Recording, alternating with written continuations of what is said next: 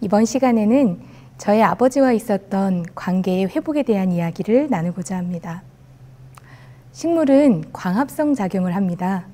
식물 안의 엽록체는 빛 에너지를 흡수해서 물 분자를 산소와 수소로 분리시킵니다. 이때 산소는 식물 밖으로 방출되고 수소와 빛 에너지는 포도당이라는 에너지를 만들게 되죠. 하나님이라는 빛이 우리의 영혼을 비추게 되면 우리 안에 들어오셔서 죄와 죄인을 분리시켜 줍니다. 이것이 용서입니다. 하나님은 우리가 사단에게 속아 그의 종이 된 것을 아시기에 우리를 불쌍히 여기시고 용서하십니다. 나를 사랑하시기에 이 땅에 인간으로 오셔서 십자가에서 나의 모든 죄를 해결해 놓으신 그 하나님의 사랑을 믿고 받아들인 사람은 다른 사람을 용서할 수 있게 되는 것입니다. 참 용서는 죄와 죄인이 분리된 상태, 즉 사단에게 속아 있는 그 사람을 불쌍히 여기게 되는 것입니다. 1997년 제가 중학교 2학년 때 저희 부모님은 이혼을 하셨습니다. 저희 딸 셋 모두 엄마를 따라서 재림신앙을 하는 외가댁에서 지내게 되었습니다. 저희 아버지는 재림신앙을 이단이라며 어머니의 종교를 반대했고 결국 이혼까지 가게 된 것이었습니다.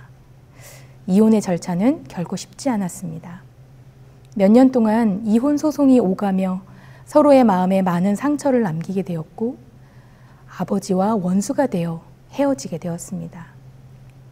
제가 아버지로부터 들었던 마지막 말은 아빠가 죽더라도 절대 장례식에 오지 말라는 이야기였습니다.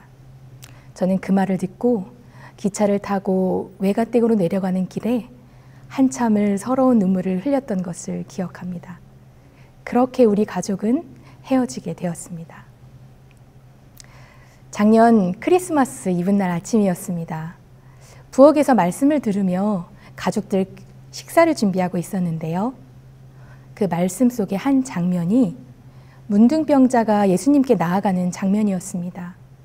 그 병자는 사람들의 혐오하는 반응이나 날아오는 돌을 의식하지 않고 예수님만 바라보며 나아갔습니다. 제가 이 말씀을 들으며 내가 예수님께 가는 것을 가로막는 것이 사람들에 대한 반응이나 두려움이었구나라는 것을 알게 되었습니다. 작년 여름 저는 교회 성도님의 아버지가 돌아가신 소식을 듣고 한 장례식에 참여하게 되었습니다.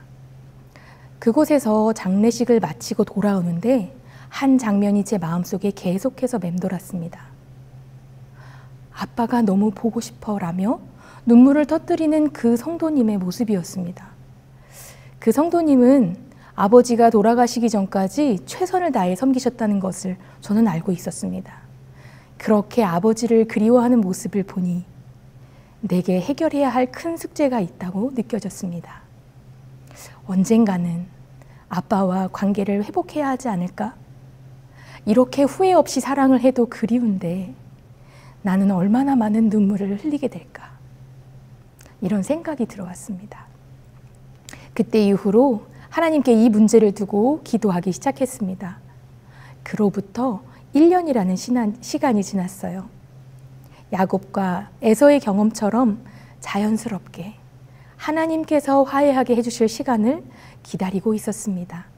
하지만 여전히 제 마음에는 아버지에 대한 변화는 크게 느껴지지 않았습니다. 그때 문득 하나님께서 주셨던 몇 번의 기회들이 있었는데 내 두려움 때문에 화해의 제스처를 미뤄오진 않았나는 생각이 들어왔습니다.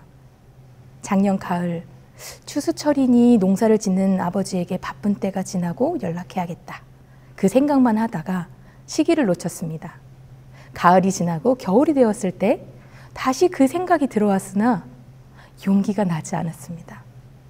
내가 아버지와 화해한다면 나머지 가족들은 어떻게 생각할까? 다른 가족과 사이가 틀어지면 어떻게 하지?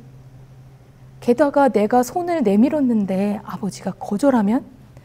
이런 생각들이 내가 아버지와 화해하는 그 하나님의 뜻에 순종하는 길을 막았다는 것을 말씀을 들으며 알게 되었습니다. 그리고 이어서 한 생각이 떠오르게 되었는데요. 6년 전쯤 철암에 아버지가 불쑥 찾아왔을 때의 장면이었습니다. 눈이 많이 왔던 어느 추운 겨울날이었어요.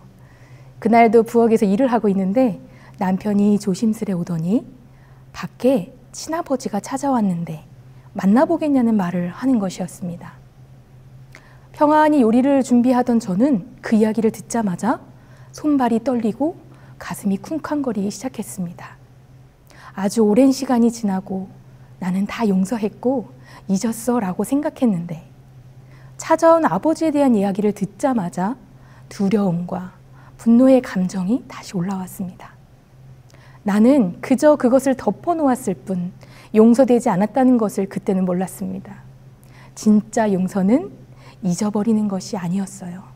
그 사건은 기억나지만 증오나 분노의 감정은 사라지고 없는 상태라는 것을 그때는 경험하지 않았기에 몰랐던 것입니다. 저의 대답은 절대 만나지 않겠다는 것이었습니다. 그리고 남편이 나가서 그 말을 전달하였습니다. 아버지는 그 말을 듣고도 제 얼굴을 기어코 보시겠다고 집에 들어오려고 막무가내였습니다. 막아달라는 나의 부탁을 듣고 남편이 막아섰기에 아버지는 집에 들어오지 못했습니다. 와, 여전히 아빠는 변하지 않았구나. 자신의 뜻대로 하려고 하는구나. 그렇게 화를 내던 아버지는 차에서 상자를 꺼내 문 앞에 던져놓으시고는 화를 내며 집으로 돌아가셨습니다. 그 상자를 열어보니 그 안에는 먹을 것들이 잔뜩 들어있었습니다. 요거트, 과일, 빵, 아이들이 좋아할 만한 아주 좋은 것들로 가득 채워져 있었습니다. 우리가 어려울 때는 돌아보지도 않더니 이제야 찾아와서 뭐 하는 거지? 저는 아버지가 무슨 수작을 부린다고 생각했습니다. 저희 자매들이 종종 하던 말이 있었습니다. 우리의 최고의 복수는 아버지 없이도 우리끼리 행복하게 잘 사는 거야. 말년에 자식들 없이 쓸쓸하게 죽음을 맞이하게 하는 것, 이게 최고의 복수야 라고 말하곤 했었습니다. 이제 몇십 년 지나고 나서 마침내 통쾌하게 복수한 것 같은데 제 마음속에는 뭔가 계속 찜찜함이 남아 있었습니다. 저는 그것을 그냥 미움과 원망으로 다시 덮어버렸습니다. 그때 성령께서 들려주셨던 양심의 소리를 눌러버린 것이었습니다. 여기까지가 크리스마스 이브에 떠오른 장면이었습니다. 그런데 갑자기 왜 이 장면이 생각나지? 예수님, 저 이 생각이 왜 날까요? 그때 제 마음에 들려오는 음성이 있었습니다. 그때 아빠를 너에게 보낸 건 바로 나였어. 이어서 말라기 4장 2절의 말씀이 떠올랐습니다. 그가 아버지의 마음을 자녀에게로 돌이키게 하고 자녀들의 마음을 그들의 아버지에게로 돌이키게 하리라. 아, 그때 철암의 아버지를 보낸 것은 하나님이셨구나. 그걸 내가 거절했던 것이구나. 제가 그 생각을 받아들이자 아버지가 먼 거리를 와서 나에게 매몰차게 거절당하고 돌아갔을 그 시간들이 마음에 그려지기 시작했습니다.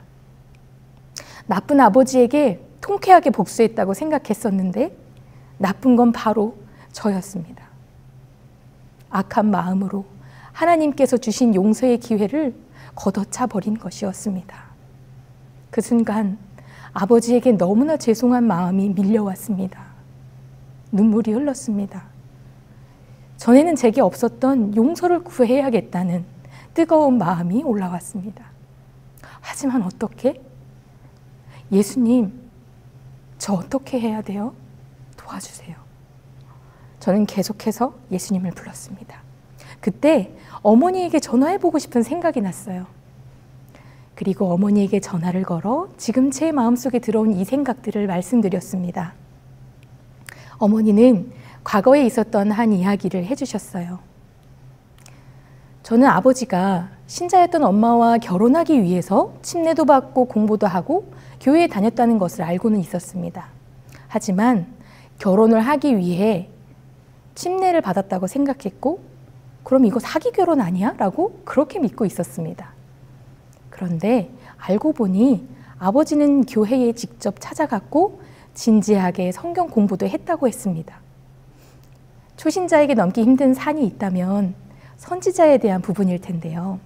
그것을 받아들이지 못해 교회를 떠나게 된 사람들이 많이 있다는 것도 알고 있습니다. 그때 아버지에게 말씀을 가르치시던 분이 엘렌 G 화이트에 대해 쉽게 받아들이지 않는 아버지에게 호통을 치며 결혼하려고 사기로 침례받았냐면서 화를 냈었다고 합니다.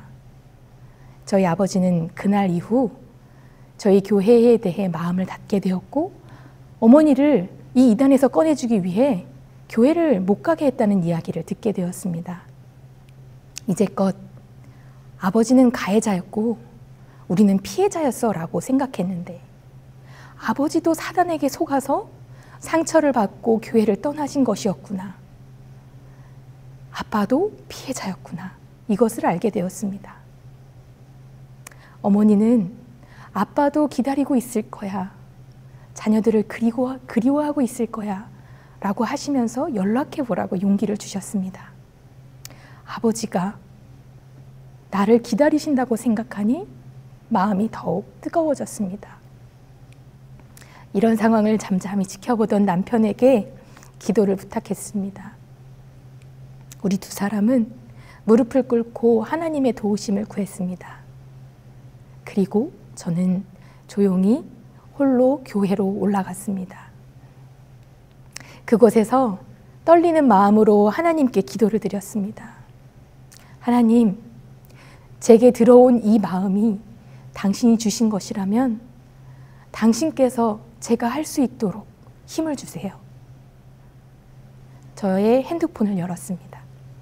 정말 오래도록 꺼내보지 않았던 아버지의 전화번호가 그대로 있었습니다. 혹시라도 아버지가 전화를 걸면 안 받기 위해서 남겨놓았던 번호였습니다. 그 번호를 열고 한참을 망설였습니다. 우리가 마지막으로 헤어질 때 했었던 내가 죽더라도 내 장례식에 절대 오지 말라는 아빠의 말이 계속 맴돌았습니다. 하지만 제 마음의 뜨거움이 바로 오늘이 내게 주어진 화해의 기회라는 것을 알려주었습니다. 전화기를 붙들고 예수님을 한 30번쯤 불렀을까요? 밥은 따뜻할 때 먹어야지 식으면 맛이 없어. 그 생각이 들었습니다. 이 기회를 놓치면 하나님이 이 주신 마음은 식어질 것이라는 것을 직감했습니다. 마침내 용기를 내어 통화 버튼을 눌렀습니다. 신호가 울리는데 한참을 받지 않았어요. 와, 이대로 안 받았으면 좋겠다 라고 생각한 그 순간 전화기 너머로 한 음성이 들려왔습니다. 약 30년이라는 세월이 흘렀습니다. 내가 알던 아버지의 목소리가 아니었어요. 하지만 저는 직감적으로 아버지라는 것을 알 수 있었습니다. 아빠, 저 이내예요. 목이 메어서 더 이상 말이 나오질 않았습니다. 잠시 아버지가 놀라셨는지 정적이 흘렀습니다. 아, 이내구나. 아버지가 답하셨어요. 아버지는 담담하게 본인이 어떻게 지내왔는지 그리고 최근의 근황은 뭔지를 이야기해 주셨습니다. 그리고는 문득 철암에 찾아오셨던 그날의 일을 상세하게 알려주셨습니다. 아직도 아빠는 그 과거의 기억 속에 살고 계신다는 것이 느껴졌습니다.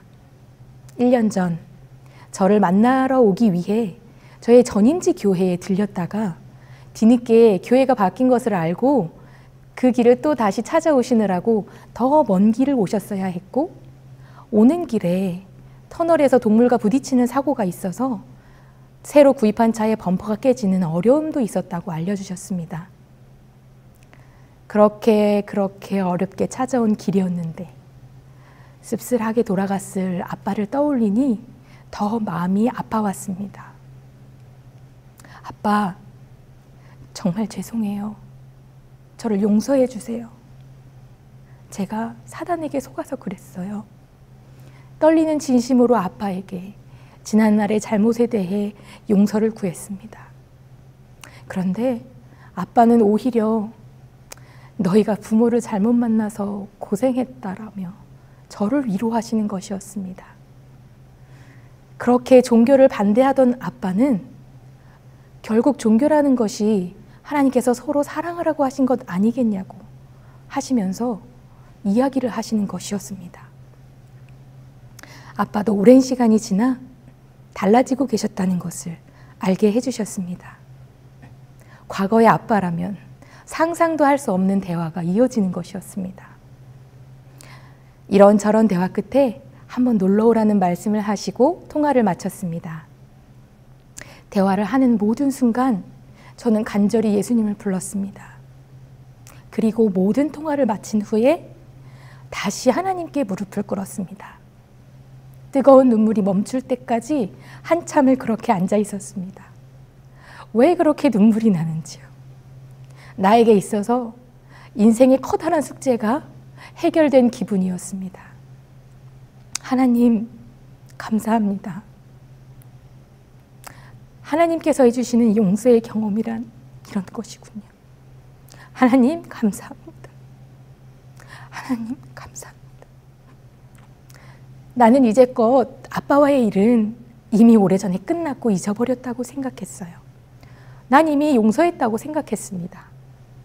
그런데 아빠와 진짜 화해를 경험하고 나니 나의 아픔은 깊숙이 덮어져 있었을 뿐 여전히 나를 찌르고 있었다는 것을 알게 되었습니다. 통화를 마치고 난 후 아빠와 있었던 과거의 아픈 기억들이 이제는 더 이상 아프지가 않았습니다. 이것이 용서의 경험이었습니다. 하나님께서 전적으로 다 하셨습니다. 제 마음에 오셔서 용서의 마음을 깨닫게 하신 것도, 전할 수 있는 용기를 주신 것도, 아빠의 마음을 준비시켜 주신 것도 모두 다 하나님이셨습니다. 나를 위해 못 박히신 예수님만이 나의 가시를 빼주실 수 있다는 것을 경험한 순간이었습니다. 정말 길었던 하루가 지나고 잠자리에 누웠습니다. 아, 이 마음의 평안함은 무엇일까? 묵은 감정들과 상처가 없는 상태가 이런 것이구나.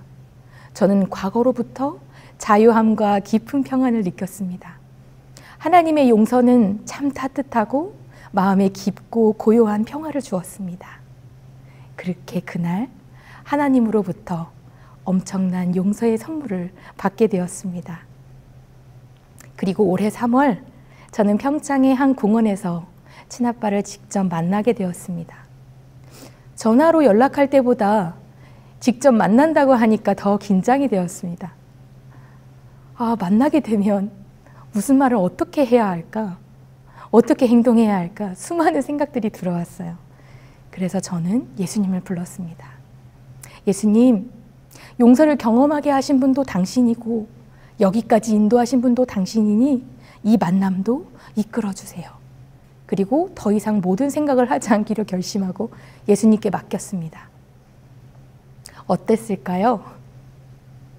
공원에서 저희 두 사람은 만나게 되었습니다.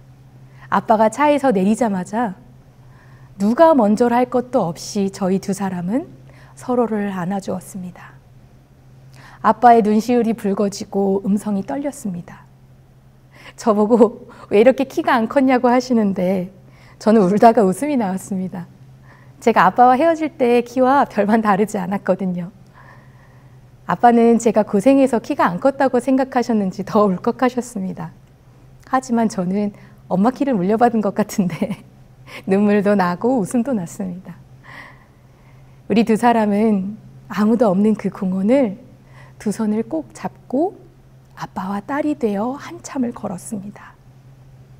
도란도란 이야기를 나누고 헤어질 시간이 되자 아빠는 저를 데리고 시장에 가셨습니다. 여러 가지 과일들을 사서 제 손에 들려주시며 봉투를 하나 건네셨습니다. 맛있는 거 사 먹으라고 용돈을 주신 것이었어요. 헤어지는 길 아빠는 제 차가 사라질 때까지 뒤에서 지켜보셨습니다. 집에 돌아오는데요. 또 눈물이 났어요. 이 땅에서도 이렇게 용서하고 화해할 수 있구나. 하나님은 못하실 일이 없으시구나. 왠지 내 뒷배가 생긴 것 마냥 든든하고 어깨에 힘이 들어가는 것이 느껴졌어요. 기죽지 말고 살으라는 아빠의 말이 귓가에 맴돌았습니다. 아빠를 만나고 헤어지는 길에 문자가 하나 왔어요. 같이 한 시간이 꿈만 같구나. 잃었던 딸을 수십 년 만에 찾았으니 하나님께 감사할 뿐이다. 차 안에 한라봉도 있었는데 깜빡했고 하나로마트 갔으면 빵과 우유 등 좋은 과일도 많았을 텐데 아쉽구나. 제가 이 글을 보면서요. 그때 철암에 던져두고 갔던 박스가 생각났어요. 그 안에 빵과 우유, 좋은 과일들. 나는 그때 그것을 거절했지만 하나님께서는 다시 사랑을 담아 저에게 돌려주시려고 하셨습니다. 아빠의 마음은 그때나 지금이나 주고 싶은 마음이었구나라는 것을 다시 확인할 수 있었습니다. 죄인이 아무리 오랫동안 사망의 악한 열매를 많이 먹었다 해도 복음에는 치료와 회복의 능력이 있다. 성령은 죄로 인해 생긴 모든 악을 원상태로 회복할 능력이 있다. 하나님께는 온갖 종류의 죄악에 대한 해독제가 있다. 그리스도는 살려는 의지를 가진 모든 사람을 위한 영원한 생명의 원천이다. 그렇게 몇 주가 지나고 아빠에게 또 다른 문자가 왔습니다. 갑상선에 착한 혹이 있어 1년에 한 번씩 검사를 하는데 얼마 전에 대학병원에 다녀왔어. 결과는 2cm 크기의 혹이 0.8mm로 줄었단다. 기도 제목 중 하나가 갑상선 혹이 하나님의 은혜로 확 줄어들어서 하나님 영광 받으시고 나도 기쁨이 넘치는 간증거리가 있게 해달라고 했는데 검사 결과로 얼마나 기뻤는지 모른다. 혹이 줄어드는 일은 극히 드문 일이래. 착한 혹은 해가 없는 혹인데 좋은 밤 되기를 바란다. 정말 놀라운 일이 일어난 것입니다. 저는 하나님께서 용서의 경험을 통해 아빠를 치유하고 계심을 확신할 수 있었습니다. 용서의 경험은 우리를 치유합니다. 복음에는 치료와 회복의 능력이 있기 때문입니다.